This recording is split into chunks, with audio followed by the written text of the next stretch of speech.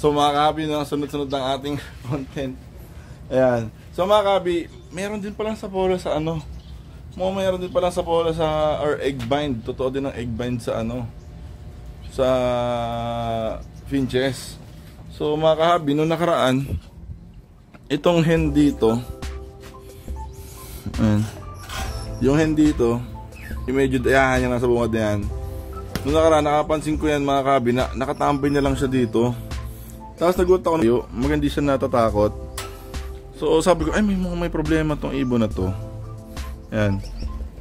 So nung hinawakan ko siya, sabi ko, may problema tong ibon na to, may sakit to. Nung kinapa ako, sabi ko, okay naman siya kasi warm pa eh. Warm yung katawan niya, okay naman siya. Tapos yung size niya, hindi naman siya payat. No, maganda naman yung ano niya. Maganda naman yung kanyang kondisyon. Maganda naman yung pangangatawan.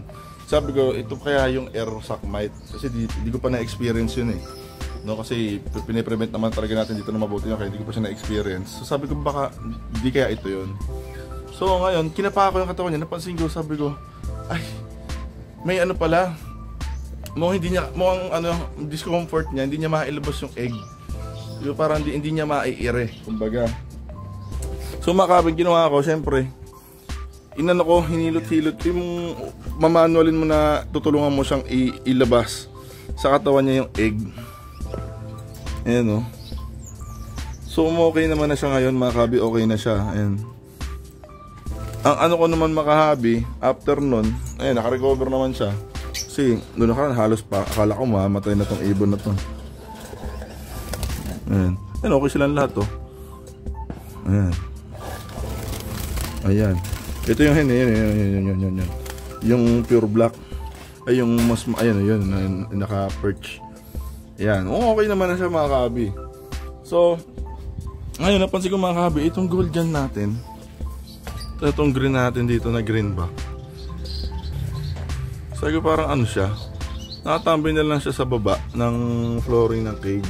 Sabi ko, may problema siguro itong ano na to. Piling ko may problema itong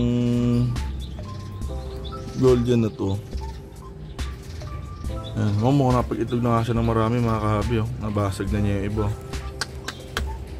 Ayan, ngayon ko lang ito napansin mga kahabi, live. Oh no! So mukhang nagtutos siya ng egg. Ngayon ko lang ito nakita. Kaya pala sabi ko, pag check ko siya lagi dito, sabi ko parang walang ano. Parang wala naman ako nakikita ng egg, pero parang feeling ko nag-lelay na sila. Ayan, so ngayon mga kahabi, tinulungan ko siya. Ito yung nakuha ko sa kanya mga kahabi. Soft shell to. Ano. Ayan, soft shell siya. Ayan. Ito yung nakuha ko sa kanya. Tinulungan ko siyang ilabas itong egg na to. So sana mga kahabi, magaya siya dun sa society natin dun sa kabila. Na umokay na, naka-recover na yun. Naka-recover na yung society natin na yun. Tumatalon-talon na siya. So sana maka-recover din tong ano natin. Sana maka-recover din tong greenback natin. Ayan. Sayang naman. Di pa ako nakapag-breed ng gold dyan, tol. Huwag ka munang bibitaw. O huwag kang bibitaw at all. Ayan. So mga kahabi, dahil first time ko or ngayon pa ako nag-alaga ng gold dyan finches. Comment down below kung meron kayong pwede may advice sa akin. So, ako naman manghihingi na advice sa inyo. So paano kaya gagawin ko dito? Kasi mga na siya mga napaglay na siya ng egg. Pero kasi nasanay kasi ako mga kahabi sa mga parakit na kapag napansin ko na nasa loob na yung isang ibon, nasa loob na lagi ng nest box, doon ko lang na determine na nakapaglay na siya ng itlog, kaya hindi ko siya sinisilip lagi. Ang problema ito, ayan,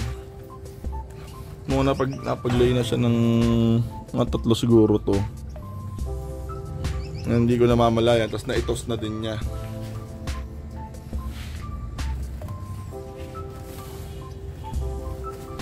So mga kahabi, let me know, give me some advice, pointers, ano pwede kong gawin.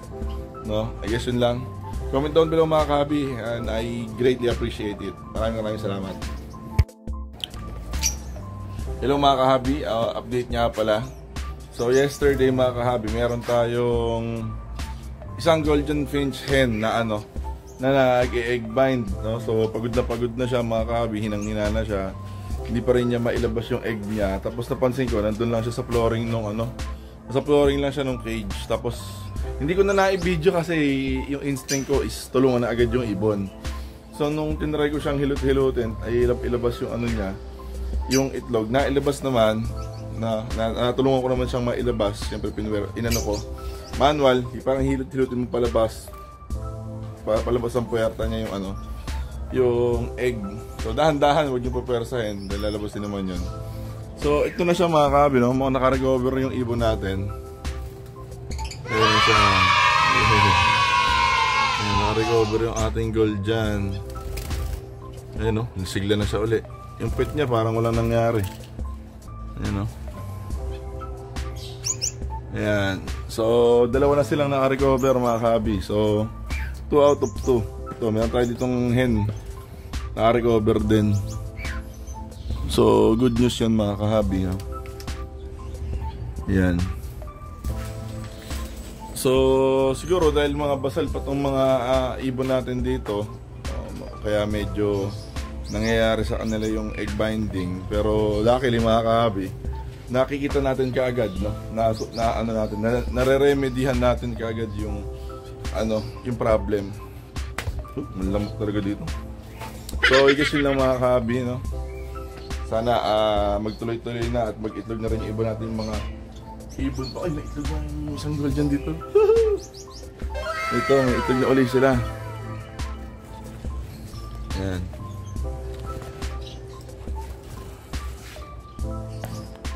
Ayan, may itlog na ulit itong dalawa. Ayan, isa doon. Tapos ito, sana mag-egg na rin. Ayan. Tapos ito, sana mag-egg na din. Ito, tambay na sila ng mga nest boxes nila eh. Ayan. Ito, sana mag-egg na din. Ganda rin ito eh.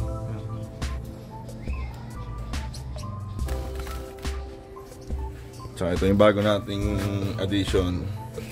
Yung silver at blue. Cock ay blue, yung hen ay silver. So I guess yun lang mga kabi, no? Again, like, comment, and subscribe mga kabi. Kita-kita tayo sa mga susunod pang videos. Kaya lagi ko sinasabi mga kabi, ingat lagi, God bless, and happy bird keeping.